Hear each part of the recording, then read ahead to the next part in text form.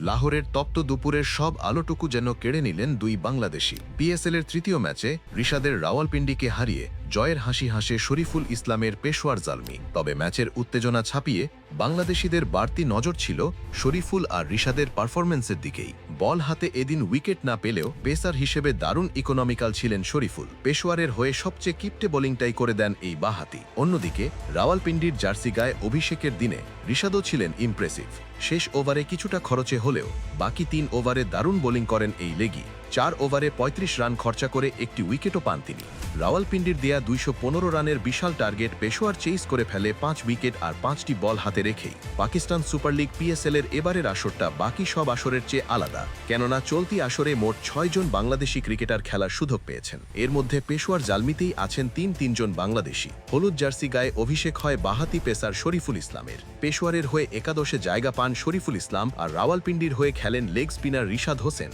ফলে একই ম্যাচে দুই দেশের দুই ভিন্ন দলের হয়ে মাঠে দেখা যায় দুই বাংলাদেশিকে, যা ম্যাচটিকে আরও বেশি আকর্ষণীয় করে তোলে। লাহোরের গাদ্দাফি স্টেডিয়ামে অনুষ্ঠিত এই ম্যাচে টসে জিতে প্রথমে ব্যাট করার সিদ্ধান্ত নেয় রাওয়ালপিন্ডি।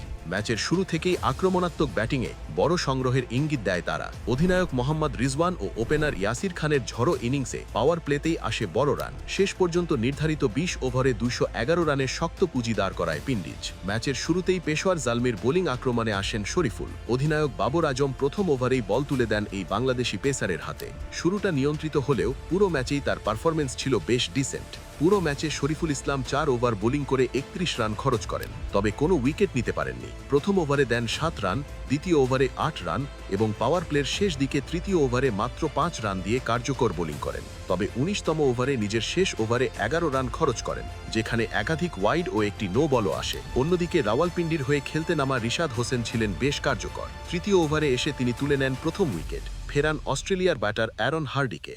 মোট ৪ ওভারে ৩৫ রান দিয়ে একটি উইকেট শিকার করেন এই লেগ স্পিনার। পেশোয়ার জালমির শিবিরে রয়েছেন আরও ২ বাংলাদেশি ক্রিকেটার তানজিদ হাসান তামিম ও নাহিদ রানা, তবে তারা এই ম্যাচে একাদশে সুযোগ পাননি। রান তারায় শুরু থেকেই দারুণ ব্যাটিং করেন পেশোয়ারের ২ ওপেনার বাবর আজম এবং হারিস। তাদের ৭৮ রানের উদ্বোধনী জুটি দলকে শক্ত ভিত এনে দেয়।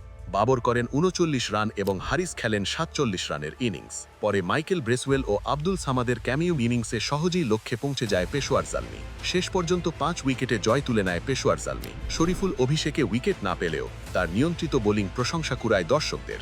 অন্যদিকে রিশাদ হোসেনের উইকেট সহ কার্যকর বোলিং পিন্ডিজ শিবিরে স্বস্তি এনে দিয়েছে। তবে শেষমেশ কিউই অলরাউন্ডার মাইকেল ব্রেসওয়েল আর আব্দুল সামাদের ব্যাটে ভর করে জয়ের হাসি হাসে পেশোয়ার জালমি। দর্শক, শরীফুল আর রিশাদের পারফরমেন্স আপনার কাছে কেমন লাগলো জানিয়ে দিন কমেন্টে। খেলার সব হাইলাইট, এক্সক্লুসিভ বিশ্লেষণ আর লাইভ আপডেট পেতে চান তাহলে এক্ষুনি সাবস্ক্রাইব করুন স্পোর্টস বাংলা।